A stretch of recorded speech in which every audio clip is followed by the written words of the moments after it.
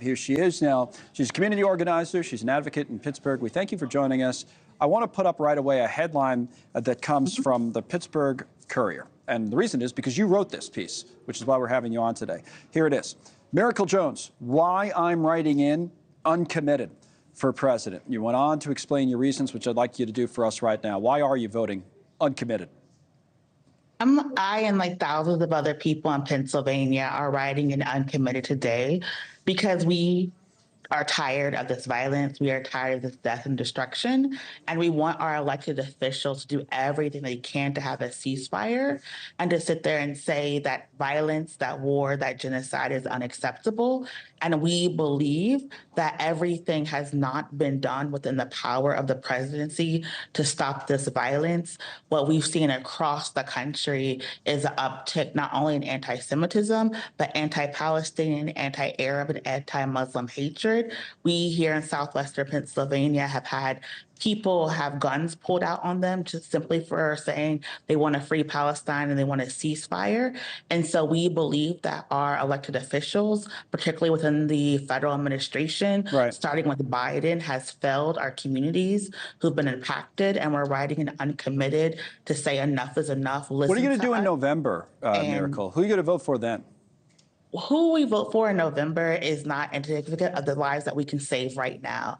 Our message and our focus is we are a gift of, we are thousands of people trying to stop people from dying right now. We're trying to stop a genocide right now. And November is irrelevant because the people in power need to do everything that they can to save lives right now. No, I get it. You want to send a message, but November is the only one that's relevant, really, because today won't do anything. It'll send a message. People will hear or not hear the message. They'll agree or disagree with whatever your message is, but it won't have an impact on the election. You know that. We disagree. We believe it will have an impact. No, it won't. Hold on one second. Just let me finish my point for a second. It won't have an impact on the election. I mean, because Joe Biden is, the primary process is over. He's going to be the nominee. He already is the nominee. So I'm saying you'll send your message. But in November, there is an impact. Like, for example, if you sat home in November, that could be a big deal. Like, people like you. That's not what we're advocating for. What we're advocating for is for our elected officials to see how many people are impacted by this war and genocide. While we're writing an uncommitted is to show that this is something that we care about as not only voters, but as organizers and people who've been impacted directly by these atrocities, and to let not only the Biden administration know, but our elected officials know that this is something that is important to us, that it matters to us, and a change in policy must occur. But if it doesn't, what will you do? Now, that's the bigger question, right? If they don't change, or if President Biden doesn't change course, and, there's no indication that he will, if he doesn't agree with you, then what?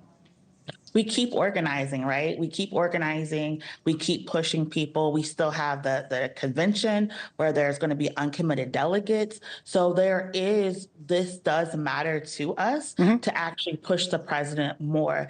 And we are a multicultural movement. Right. There are some people who are saying this vote is my protest vote. There are some people who say in November, I may choose a third party. Right, they all have their own reasons. No, I get it. The reason I guess I'm pressing you on it is because my guess is, you correct me if I'm wrong, but my guess is the last person you personally want to see become president is Donald Trump, right? Is that fair? And then what's the odds that this could actually help that happen? If you're a spoiler for Biden, a fair worry that people have, but our belief is that we are not weakening the Biden campaign. We are showing the Biden campaign a policy choice that they need to adopt to increase their multicultural coalition.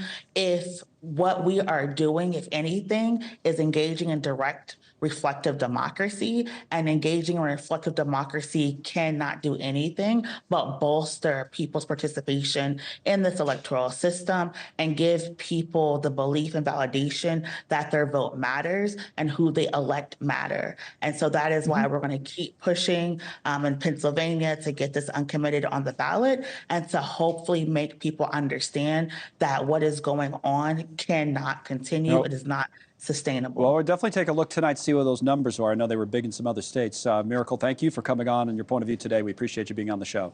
Thanks so much for watching. Just go to joinnn.com to find News Nation on your television provider. And don't forget to click the red subscribe button below to get more of News Nation's fact-driven, unbiased coverage.